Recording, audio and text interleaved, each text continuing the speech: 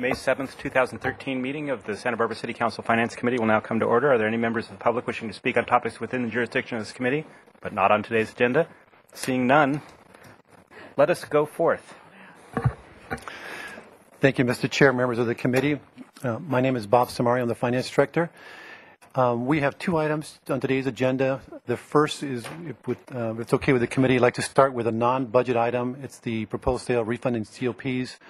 And then we'll get into the budget discussion, which is focusing on general fund proposed fee changes for the next year. And departments will start rolling in as we get into that. But we'll start with the first item as indicated. Just to introduce the folks who are working on this project, this is a proposed refinancing of some debt. The city staff working on this project have been Rebecca Bjork, our Water Resources Manager, Michelle DeKent, the Business Manager for Public Works, Sarah Connect, as you know, our Assistant City Attorney, and myself. And I've already introduced you to David Broadsley. He's the Managing Director for KNN, which Kelly North Cross and Nobrega. Marion Breitbart has actually been our contact, but she's off to D.C. and France somewhere for a few weeks, so she couldn't be here today. And then we also have Bill Bothwell. He's a partner at Orrick, Harrington, and Sutcliffe, and he's been working with us along with Kevin Hale, who's not here today, but he's our disclosure counsel. So this is the outline. We're going to give you some background, the debt that we're considering for refunding, the structure behind all this, and then if you notice on the report, there are two resolutions, so we'll give you a description of what those resolutions are and what they're for, and what our next steps are in the process. So the big picture here is that we are in a very low interest rate environment. Whether you're a city or an individual, this is a good time to refinance existing debt because they're historically low in terms of interest rates. And so we periodically look at these things. So do our advisors. They let us know when there are opportunities for us to refinance existing debt to save money. And we have identified essentially one, potentially two, in the water fund. We have the 2002 water refunding COPs. And we also have potentially the refinancing of a 2003 state revolving loan that we are going to consider in this whole project or this financing deal. So the debt, this is a summary of all debt within the water fund. There are 5 pieces of debt, or individual debt items. The first is a 1994 water revenue bonds. Those are almost at maturity. You can see they mature on September 1st.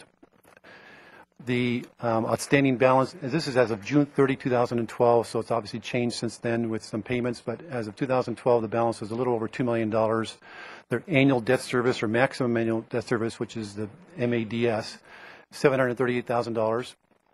We also have the 2002 refunding COPs, and these are the ones we're focusing on in terms of refinancing. The balance is $11.1 million. Annual debt service maximum is about $1.1 million. And they will retire normally if we don't do anything in 2026. Then we have 3 state revolving loans with the Department of Water Resources. One that was issued in 2002, that was to make some improvements to the Cater system, the filter system that's in the Cater treatment plant. We have a balance of $12.6 million, and you can see the debt service. They are scheduled to retire in 2025.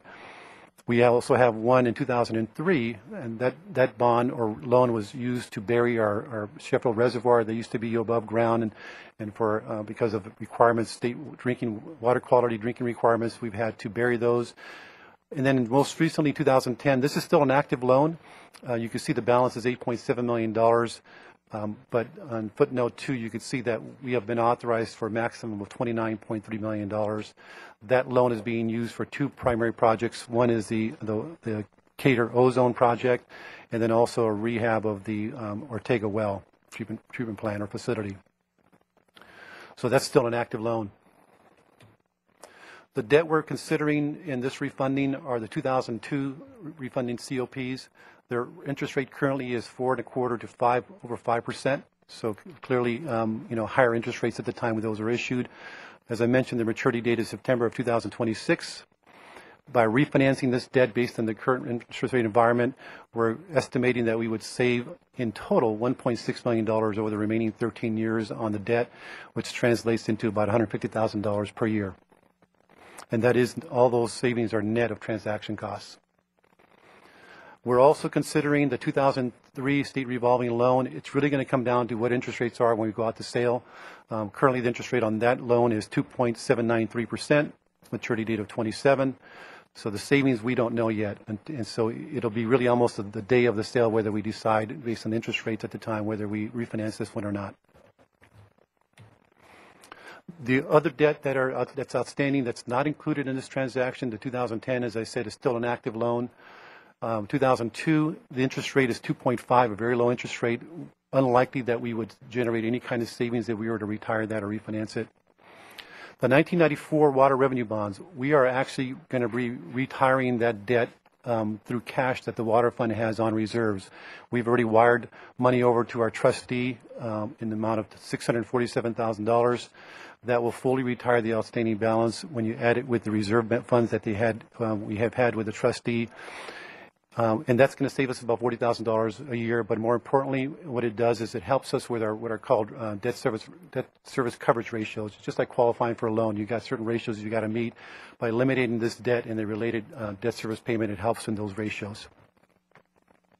And that will be actually be retired in this month, just before we go out to sale for the new debt. When would it have retired if it were? I think it's got a couple more years, or maybe one and a half years. So the financing structure, first, just some applicable state law and charter provisions. General obligation bonds, as you probably know, they are considered indebtedness, but more importantly, they do require a 2/3 vote, and they're typically associated with a tax levy. With respect to enterprise funds, as the water fund is, the state law does not require voter approval to issue revenue bonds, but our city charter does.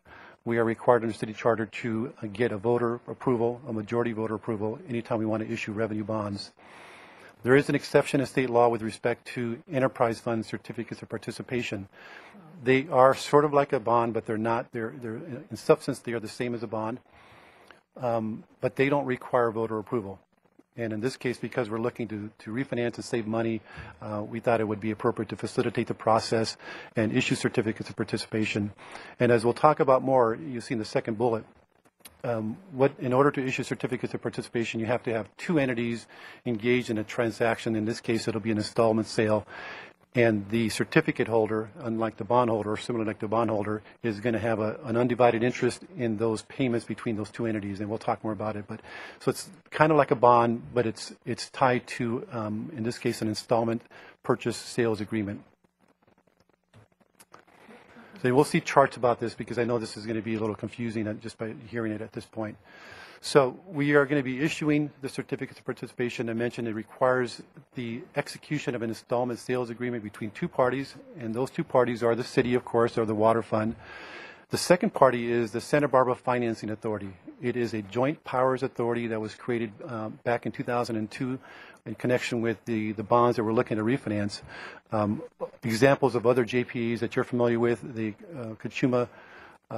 California Kachuma Waste Authority or Water Authority, CCRB, those are other JPAs. It is a legal entity, again, formed in 2002.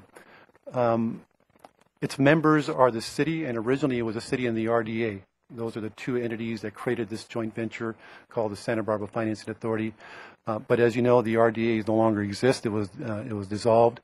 And so state law did allow for successor agencies to step into the role of the RDA to be able to continue this entity and for purposes of issuing debt. So I'm going to walk you through this flow chart. This, I think, will at least help in understand the flow of the transactions, but keep in mind that this creation of what I'm about to go over is for the sole purpose of issuing certificates of participation. A lot of it seems silly, and it kind of is in a sense, but it is an appropriate legal structure for us to create in order to issue certificates of participation. So on the bottom left, you'll see the step one. So the financing authority, the Santa Barbara Financing Authority, will essentially be issuing these certificates of participation. And we've established a maximum of $30 million because it'll depend on whether we include the 2003 state revolving loan or not. If it's not going to include that one, it'll be a much smaller bond issue. So for purposes of this example, let's assume we do issue $30 million in COPs. The investors will purchase these certificates of participation, and the financing authority will therefore receive $30 million in proceeds. That $30 million will be used to purchase from the city, from the water fund, the improvements that have been made back in the 90s by the water fund. So that's what they call the project. Back in the 90s, the water system made improvements, and that's a capital improvement and almost like an asset. And we're almost in a sense mortgaging those improvements or that asset. So the financing authority is purchasing from the city's water fund that project and giving the city, the water fund, $30 million. That $30 million in turn will be used by the water fund to pay off those outstanding obligations we're looking to refinance. It'll either be the 2002 water COPs by themselves, or it will include the loan, the state revolving loan in that transaction. But that $30 million will be used in step 3 to be paid to an escrow agent in order to retire those bonds. So that's sort of the initial sale of the COPs.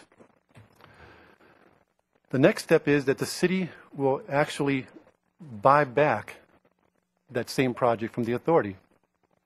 So it sold it to the authority, it's going to buy it right back for the same amount of money, $30 million, except it's not going to pay it all at once. It's going to enter into an installment sale agreement that says we'll pay you that $30 million back over time, over the remaining term of the original bonds. So we've created this transaction that says, okay, the city now owes the money back to essentially the investors via the financing authority, but it's going to pay it over time. And those payments from the city, the water fund's revenues, are going to go to the authority, and they will take those monies and use it to pay essentially the bond holders or certificate holders on a semi-annual and annual basis their principal and interest. And then lastly, so on an ongoing basis, on the top one, from revenues, as I said, the water fund will be paying the authority every year, actually every 6 months, in interest, and every year interest and principal, making payments to the financing authority. And then those funds will be used on the left, step 2, to make payments to the trustee, who then pays the investors their principal and interest on those certificates they hold. Very convoluted, but this is what is required legally in order to issue certificates of participation. Big picture is we're looking to refinance debt to save money. We're issuing certificates of participation, and this is what's required legally in order to issue certificates of participation. Any questions on this piece? I know and we have, of course, our bond counsel and financial advisory wanting into more of the technical side. Mr. White? Thank you, Mr. Chair. You had mentioned that the 2002 COPs are an option play, that we may or may not go forward with that, depending on interest rates. It's actually 2003 state revolving fund. 2003, excuse me. Right. Okay.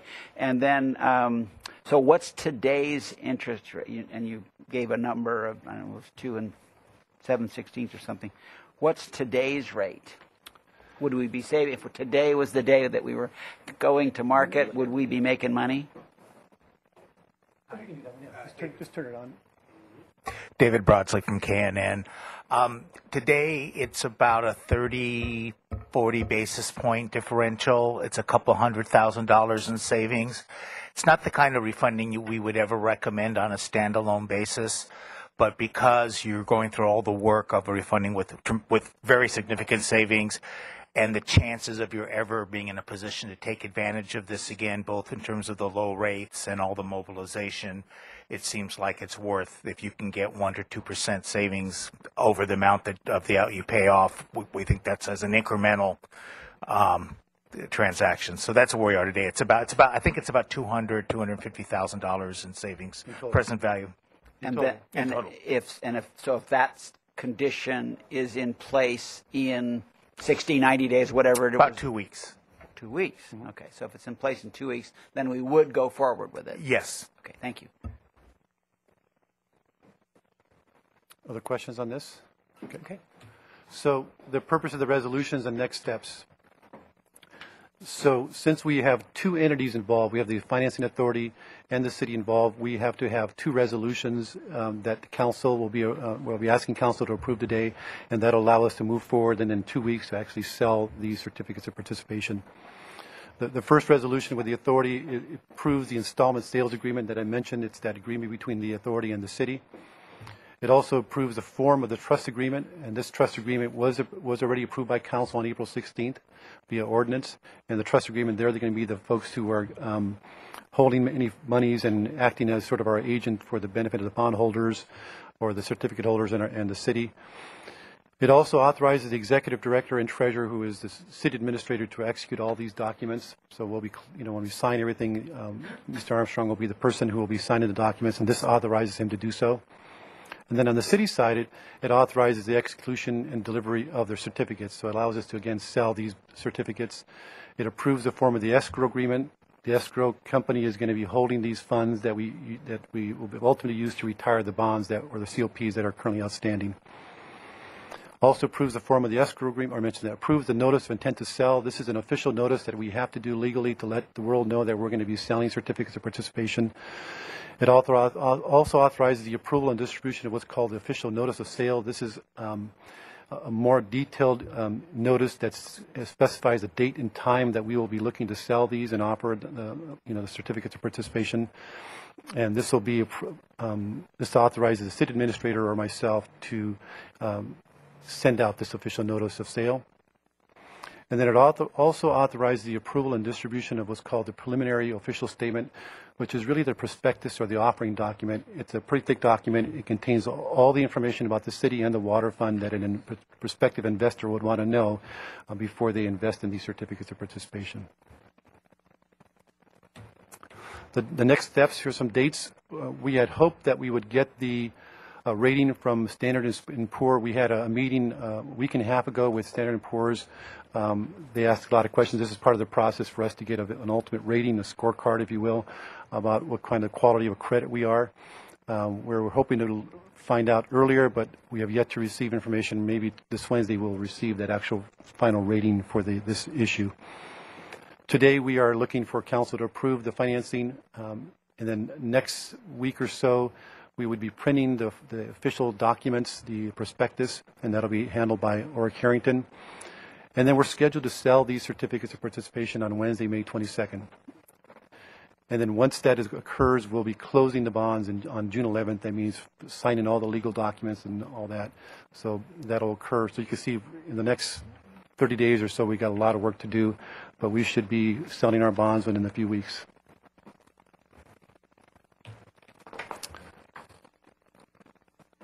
Any questions on that? Mr. White. Well, I wanted to ask about the 94 revenue bonds. Weren't those for pipe replacement? Is that right? I see. So that was Rebecca kind of nodding yes. I see her nodding yes. Okay. But the rest of them, the 2002 was infrastructure, was more plant and other stuff, right? I'm Rebecca Bjork, Water Resources Manager. Committee Member White, the 2002 was rehabilitation of the filters at the Cato Water Treatment Plant. Okay. 2003 was the replacement of the uncovered reservoir at That's Sheffield. Right. And then 2010 is the ozone and the well treatment plant. Okay, great. Thank you. Well, I'm of course glad to see that the questions. So that's all my questions at this point. I'm just curious, when one of the items on here is, I forget what the date is, but it's the actual sale of these objects. How does that happen?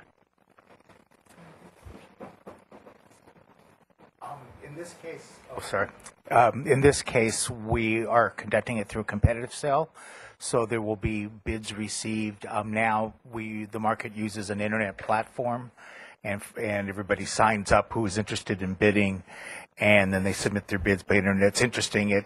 They almost all come in within like 3 minutes of the deadline because nobody wants to push the button in case some market event occurs. So it's sort of an exciting experience because you sit there looking at a blank screen thinking this is the one sale that's not going to succeed, and then within 30 seconds to close, 6 bidders will show up and give the bid. So it's very elegant, and it certainly is very efficient, and I would think this would be very attractive.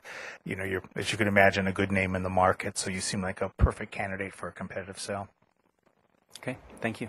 I have a question about that, and that is this this convoluted structure, does that stem from Prop 13 or from one of its offspring? It's actually from its parent.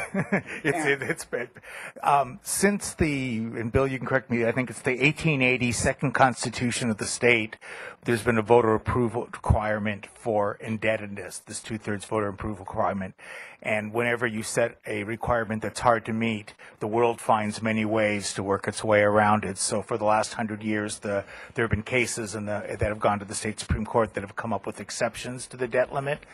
And the revenue bond is one of them. And then there's other statutory restrictions, and those restrictions became, if you will, overcome by certificates of participation. It's about the last 35 years. It's sort of the arc of my career has been the arc of the era of certificates of participation. Yeah. And as weird as this all looks, it is amazingly garden variety.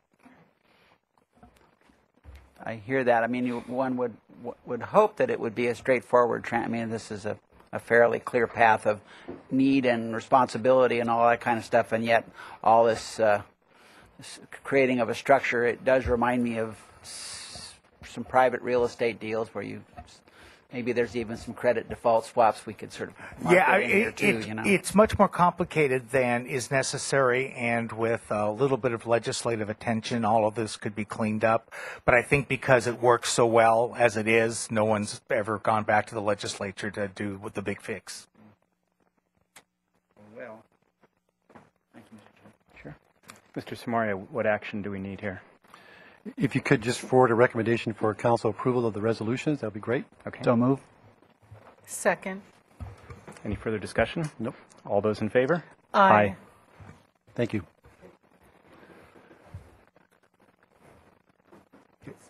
Yes. So we are going to move on to a discussion of general fund fees. And since the library, I'm hoping the library is here, they are. They have a PowerPoint. We're going to have them go next.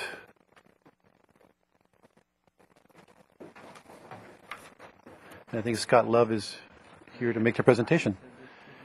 Do you make extra copies of this? Did you make copies of this? I did not. I'm sorry. I apologize. I can No send problem. you copies later.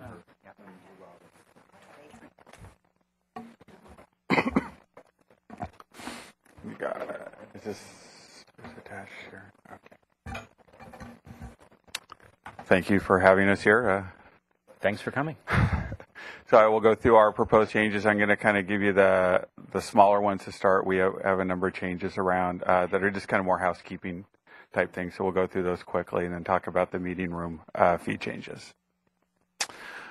First, this is, again, like I said, kind of a house cleaning thing here that we're just trying to standardize the costs for our photocopies and printouts. We actually should not see any changes really in the revenue, because a number of the patrons using our library are usually doing multiple page printouts on the computers anyway, so they're already paying 20 cents. Sorry. Unreturned and lost materials. There's a number of fees on here we want to eliminate for older materials that we're not using. And also to kind of help us, when a patron damages an item, and we have to charge for parts and replace it, we have a line in our fees that says commensurate of damages, and so we want to take out just these little particular parts in here so that we just charge the commensurate of damages. And in this case, videos and audio cassettes are about all gone, and will be gone by July if there are any that are left. We also have a cost in here. The Carpinteria Library in the county fund has laptop computers that we loan out. They're older computers now, and we just felt that the $900 was way more than cost of even replacing one of them at this point. And we would like to add a $5 charge for USB flash drives. We looked at costs of those, getting rid of the use of the old floppy disk, 3.5-inch floppies. And this $5 seemed like a fair price just to recoup costs. Extended use fees, or otherwise known as overdue fees. The only change we're looking on here is reference materials, which generally patrons don't borrow. The current rate is set at the exact same rate as a regular book is. Libraries typically charge more for that, and other libraries within the Black Gold jurisdiction already charge the $1 a day for a late reference book if someone borrows it, and up to a $16 maximum. So it's kind of standardizing a little bit more with the Black Gold system. Again, we don't really expect to see a difference in how much money we take in here because it happens so rarely. So this is the meat of our changes here with the meeting room use.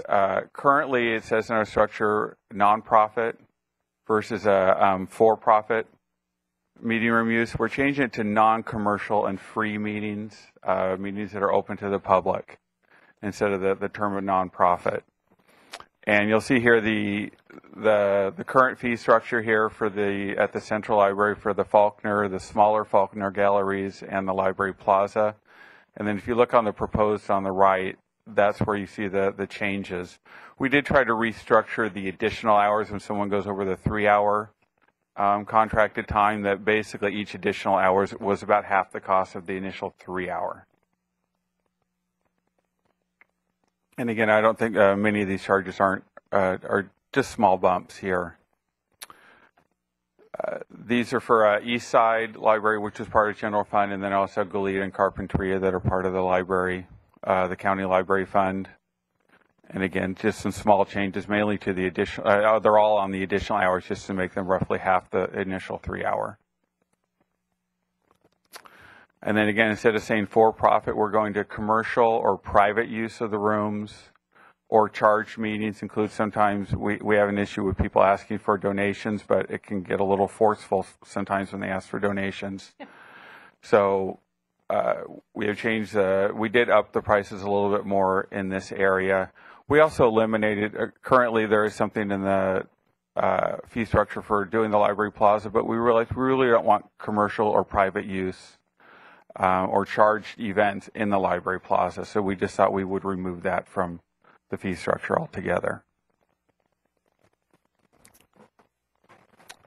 And then for the Goleta Library, East Side and Carpinteria, again, a little bit of restructuring.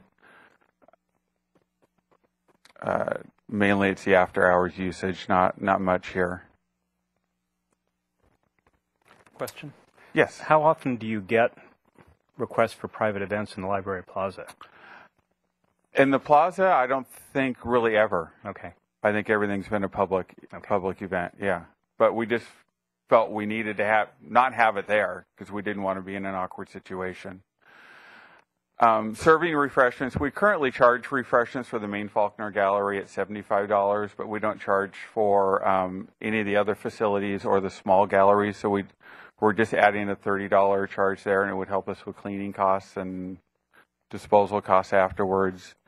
We are looking currently for the Central Library. We do allow groups to use the library quite often during non-operating hours, usually in the evenings. We want to start charging a closed hour use. Actually, I put in the wrong fee on there. I'm sorry. This should be $25. Closed hour use, not $75. That's incorrect.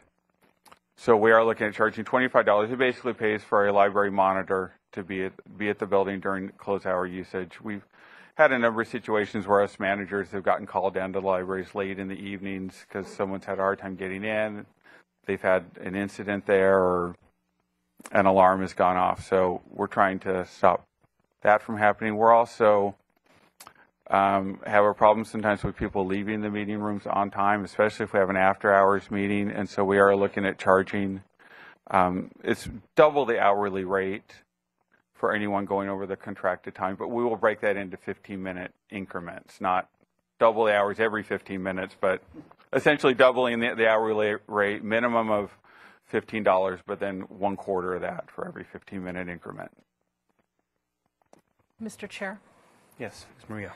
So, Mr. Love, we heard yesterday during the facilities presentation that they're building some kind of barrier that would keep Faulkner Gallery visitors after hours from penetrating the main library. Is that right? We already have a door installed there. So, yeah, when we have after-hour events, so they can't go into the library proper.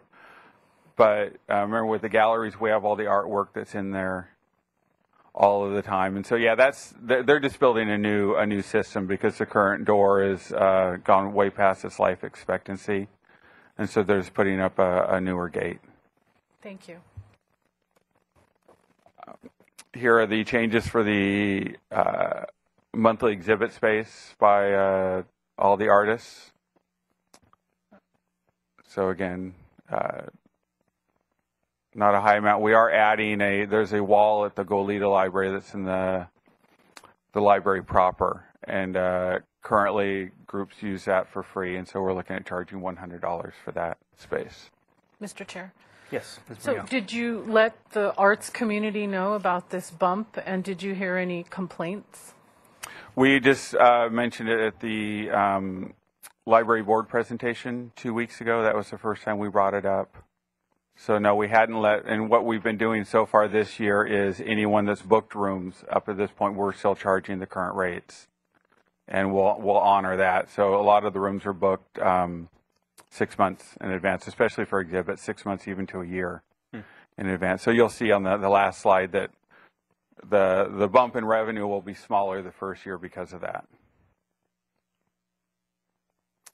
And there's that. So we expect in general fund just a small bump of $37.60 this next year, and then $58.50 the next year. And for the county library fund, mainly Goleta, it's $900. Mr. White, you had a question? Yes, thank you. It might be helpful. So this package, presuming it's ready to go today, would then go to council sometime soon, right? Right. And meanwhile, perhaps you could forward this, or maybe even have a phone call with Ginny Brush or the arts folks, and just check in with them and just kind of focus on it a little bit with them to make sure they know. Okay. Yeah, we'd be happy to do that. We yeah. just had to, get it to the board and yes, but yes, Thank you. that would be good. That was it for my presentation. Okay. Thank you very much. Okay. Thank you. Any further questions I should ask? No, sir. Okay. We're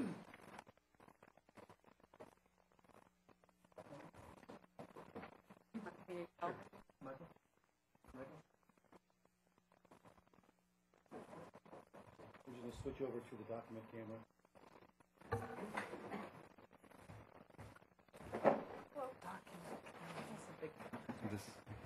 Do you have any handouts? Or? No. Go ahead. Hello, Betty Weiss, City Planning for Community Development. We made some brief comments at our council presentation last week regarding the overall budget, that the changes proposed for the planning fees are fairly straightforward. Generally speaking, we looked throughout our fees and services and applied a 3% across the board increase, and that was based on general direction from finance in terms of overall cost adjustment. However, as we do each year, we looked at specific services and decided to not make changes. So one of the areas where no changes were made is the minor design review items. We have administrative approvals and things that happen over the counter, and we kept that at a basic fee. I believe our current fee there is $75, $140, or $170, depending on the level of review, consent, or administrative. Another area where we didn't make any changes is the modification fee. We see quite a bit of variability in the modification process, and we're comfortable that we're striking an average spot and didn't want to increase it because that would affect also minor modifications. I think I was asked at the council hearing last week if we made any changes to the zoning information report, and I wanted to report to you all that for the basic ZIR, zoning information report, we did not change the fees. So the optional condominium is still at $330. The one dwelling unit is still at $465. And then each additional dwelling unit is $60. And that used to be applied for each additional dwelling unit, no matter how many. And we did an analysis of our cost recovery for ZIRs and found that it made sense to have a breaking point at 5 units or more. So we actually have ended up reducing the cost of ZIRs for projects of 5 to 15 units. That will be a set $800, and 16 units or more will be set at $935. And so that is a reduction for those multi-unit properties. We still do need to walk in each unit, and we need to review plans, which could be more extensive for multi-unit properties, but it wasn't to the degree that we were charging at $60 per unit. We also have a new minor fee, which is a transfer of existing development rights. We, with the adoption of the growth management program, have a new 1,000 square foot transfer, and so we established a basic fee for processing those, and that fee is $1,270. So those are some of the details, but everything else really remains pretty much the same. Any questions? Thank you. Ms. Maria. Gosh, Ms. Weiss, I would like to see that written down. A summary of what I just said? Yeah, if that's okay. Okay. Please. Sure. I'll write that up and send it to all council. Does that make sense? Okay. Thank Unless you. it's somewhere else and I missed it. Well, no, I'm just reviewing the fee resolution that is submitted as part of the budget, shows all of these things, and I just pulled out some highlights. Okay. But I'd be happy to write that up as just a brief statement of these changes. But they're all per the recommended resolution. Thank you. Mm-hmm. Just wanted to point out, we have a couple of copies here of the fee resolutions, all of them. You have a copy in your... Oh, I'm sorry. This is just checking. Can you give us a little take on how the flow of basic projects is doing at community development at this point, at planning? Well, our overall projections for revenue for this fiscal year 13, we think that we're going to come in pretty close of our projected, perhaps a little bit under in planning and a little bit over in building. We're not quite sure. We have seen some big projects indicate they're continuing to process with us, and a few new projects coming in. So as we mentioned, for next fiscal year 2014, we're projecting a 1% increase over the close of this year. And that's based on that we think there will be new projects coming in, but not to any great degree. Thank you, Ms. Weiss.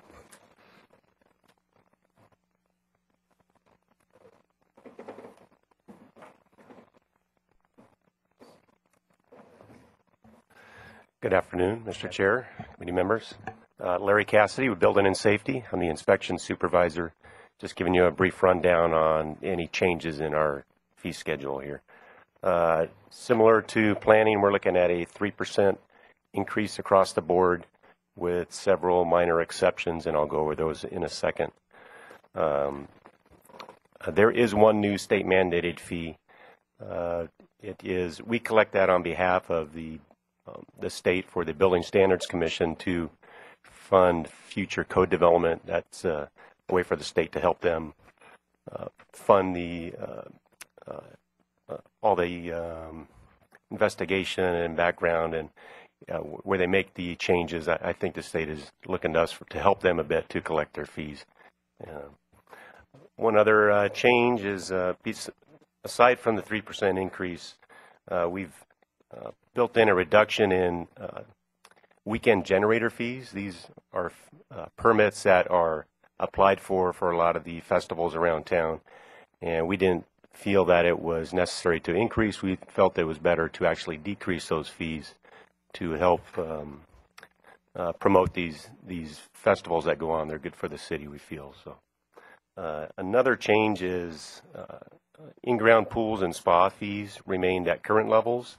They seem to be getting a bit high for the level of work we actually put into that as far as plan check and inspection. Pretty basic inspections. Cookie cutter plans typically come in. So one other item of note is records and clerical fees have remained unchanged.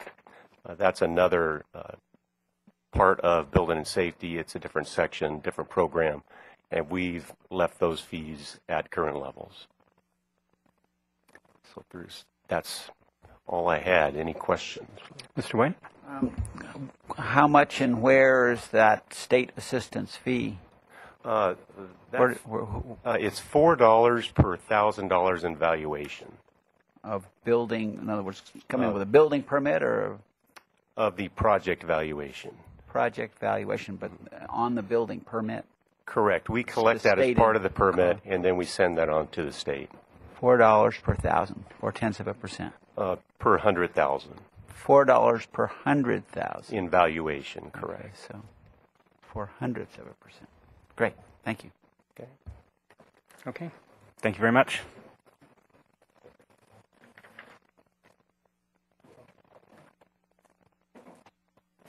Okay, I think we're on to Public Works, and I think John Awaziak, our Principal Civil Engineer, will start.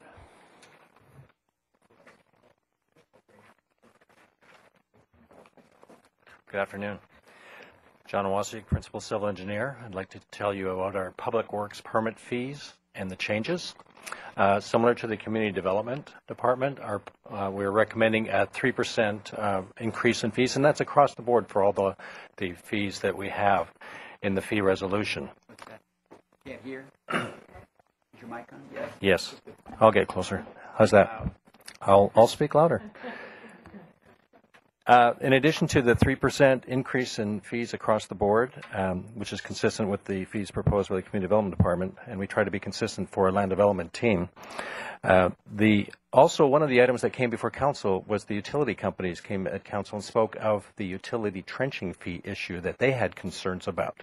Our fee structure currently handles the utility fees and trenching, and it's just for relatively smaller or what I call more routine projects, and I think that they may be having some concerns about how those fees would be extrapolated for a larger main replacement projects as their infrastructures are aging, and they if they had much bigger projects, they were looking at costs associated with much bigger projects.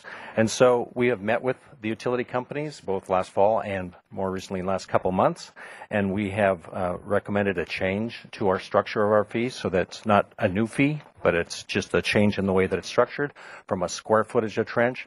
For example, if a trench is 2 feet wide or 1.5 feet wide, the inspection time is the same. And so we've adjusted based on some recommendations of models that have been used in other agencies, we've adjusted our square footage trench calculation to a lineal footage plus an hourly for the inspection so that they would be paying their way.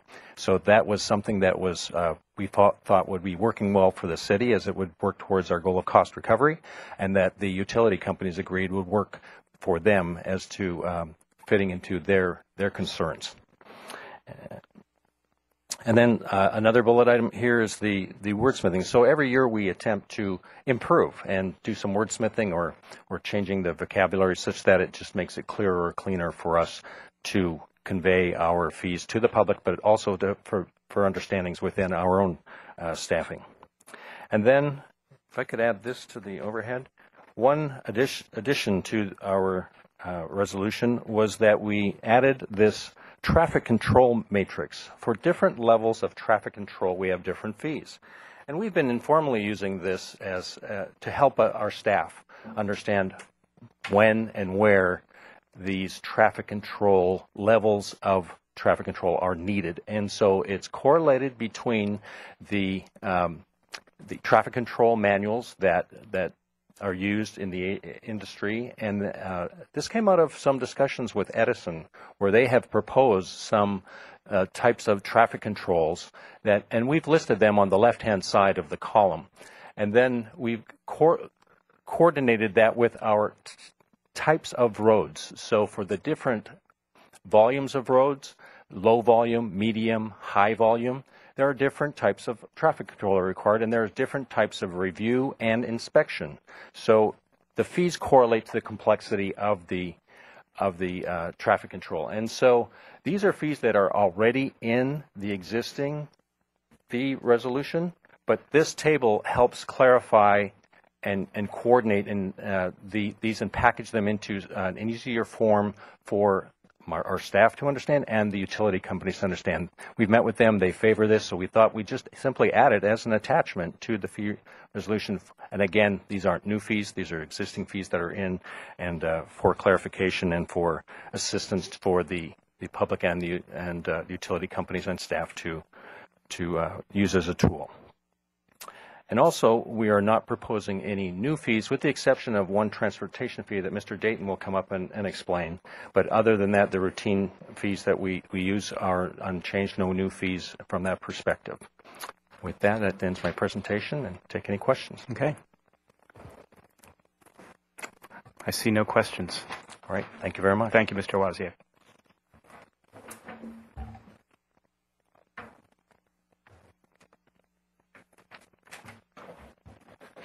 Good afternoon. Rob Dayton, Public Works. So there is actually two additional transportation fees that we're proposing to add. And so I'll call your attention to the screen. The top one and the bottom section are the new ones. The other ones are just the 3% adjustment. So the first one, the traffic analysis, is related to the general plan and the impact analysis that we talked to you about when we went forward with the general plan and did the traffic management strategy. And I think it's appropriate to say, before we get to the fee, is there's a lot of projects that are going to have, every project that adds a new home or commercial square footage is going to have an impact. And council, what they did was they overrode those impacts, the cumulative impact. So the way the process is changing is staff is handling the environmental documentation that's required for those, and that's not a subject of this fee. So just so you understand, this fee would be if the project's big enough to, if you'll remember the discussion in council, take a bigger portion of the pie, the transportation capacity pie, to trigger a project-specific impact. What this fee would do is actually Steve Foley would be saying, okay, well, I think based on what you're proposing, the numbers may reach to a level of project-specific significance at 1% of an intersection's capacity. And so at that point, we would take this $5,500 fee, and we would be under a 2-year contract with Fair and Peers, a modeling consultant that is housing our traffic model. And then what they'll do is they will do a trip generation or trip generation and distribution for that project and see if, in fact, that project is anticipated to take that greater portion. So what we get for that money is a technical memorandum that we can then use in the environmental process if in fact, there is a bigger portion, and council can make further considerations based on that information. The $1,000 is just, we anticipate that most projects won't be any more than 5 intersections. But in case there is a project that calls for more intersections, we have the $1,000 per additional intersection in there. The second fee is relative to the adaptive management program, and is a fee that will charge a nominal amount per project. This would be at the time of building permit issuance. So you've got the amount for the single-family residence or multifamily residence, or per 1,000 square feet of non-residential, and that amount would be prorated. So if you're only, for instance, providing adding 75 square feet to your commercial or non-residential development, that $124 is prorated. So what that fee does is, and what this fee is based on the modeling data that shows approximately how much we anticipate we will grow over time with the development that's ahead. And so as the development is rapidly coming in, this will give us the needed amount of money faster to do a count, our 52 intersections that we had in the general plan traffic study, and see where we are headed. How far have we gotten in our 20-year plan horizon to eating that transportation capacity up? So this will be instructive for the council. We anticipate that it's about $8,000 a year, and we're at about $40,000. We trigger that study or that benchmarking. It's really not a study; it's actually counting the volumes on the ground, streets and intersections, the 52 key intersections and and then the street segments. And then when we come back to you with the adaptive management program, we'll have that information there, and we'll say, okay, here's where you're at. Here's how much we've grown, And then also will also tell us, well, how accurate were our estimations, because we're about this far in the plan year, and we're higher, we're lower. So that's what that fee is for, so that we can be instructive at that point for the council. And any questions on this, I'd be happy to answer them. Doesn't seem to be. Thank you. Thank you, Mr. Dayton.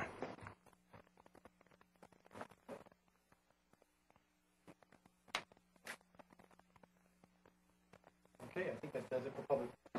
I think that does it for Public Works. I think we'll go to Parks and Recreation.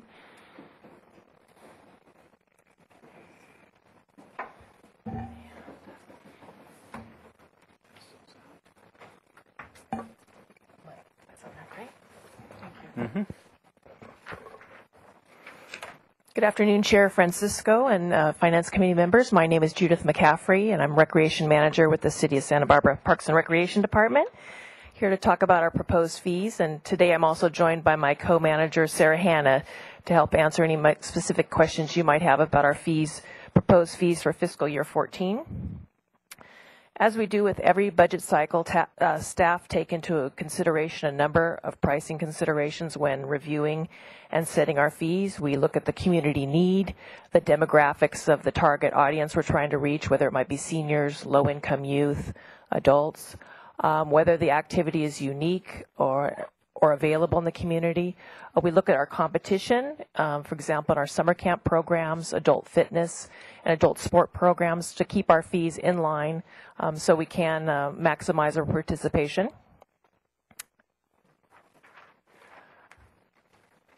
In the proposed the fees and charges document that you have received, we have 757 program and facility fees. In this particular year, we deleted 96 fees. Some of those were programs that we discontinued. Maybe they weren't popular, or a contractor left town or was no longer available to teach. We also simplified the fees for our neighborhood centers by going just to a straight hourly rental. So it was a very complicated fee structure before, so we eliminated a lot of the different fees for that. Of the remaining fees, 80% of those will completely remain unchanged. And the 20% that we are proposing a fee increase, they're modest increases. Many had not been increased for 2 to 3 years. So this is very similar to previous years. We'll go on to the next slide and just give you kind of an overview of some of the fees, specific fees that we're proposing to increase for this next year. We have our nonprofit lease rates. These are offices we rent to nonprofit organizations in our Davis, Westside, and Franklin neighborhood centers. We're proposing basically a 2% increase, which is essentially 2 cents per square foot. Another example might be our Aqua Camp, which is a week-long summer camp. We haven't raised that fee since fiscal year 10, and we're proposing a $15 increase. Last year, the registration in that program increased by 33%, so it's very popular. RAP, listed near the bottom, that's our Recreation After School program. That's a 30-day pass for every day after school. It's being proposed to increase $5 to $150, and actually that hadn't been increased since fiscal year 11. That's basically 64 hours of service a month for $150. It's very reasonable. Plus we do, thanks to the council's generosity, we have $60,000 available in scholarships to families who aren't able to afford that. So there's plenty of financial assistance available. And lastly, I'll just say that the Cabrillo Pavilion Arts Center, we are proposing a 5% increase this fiscal year. That's essentially $80 on an 8-hour rental, so $10 an hour. The facility is still very competitive in the marketplace compared to other non-city facilities, and we're real pleased to report that though revenue had slowed and taken a downward turn the last 3 years, it's really returning, and we're filling more and more days there at the pavilion. So we're excited about the economy turning around. I'm happy to answer any questions you might have about our fees this time. There don't appear to be any. Okay. Thank you very much. Thank you.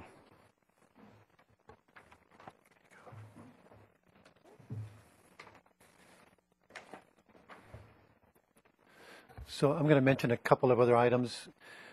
The police department is making a few changes, mostly language, clarifying the language in the resolution. They're also working on a fee that they really haven't come up with a dollar amount yet. It relates to video cameras, the video that are being now going to be taken with the new cameras on the vehicles. They suspect that they're going to get some requests from us for some of those in the future, and so they're working on coming up with an appropriate fee in order when somebody requests that information or that video, what the cost is to produce that. And my guess is that the expectation is when they present to the city council their budget in a few weeks, that they'll present that fee, assuming that they've got it worked out. So that actually concludes our presentation today. Okay. And so we're back here next week, of course, with more information for you. Very good. Any other questions? Mr. Chair, I'm going to make a confession that I haven't read this fee booklet yet. So, That's shocking. Mr. Samario, there'll be a chance for me to ask questions after I read it, right, when the fee changes go to the full council? Absolutely. Okay.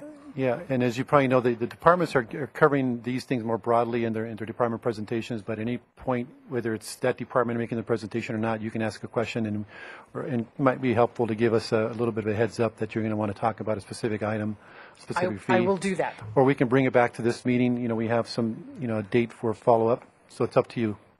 Thank you. Sure. Okay. Meeting adjourned.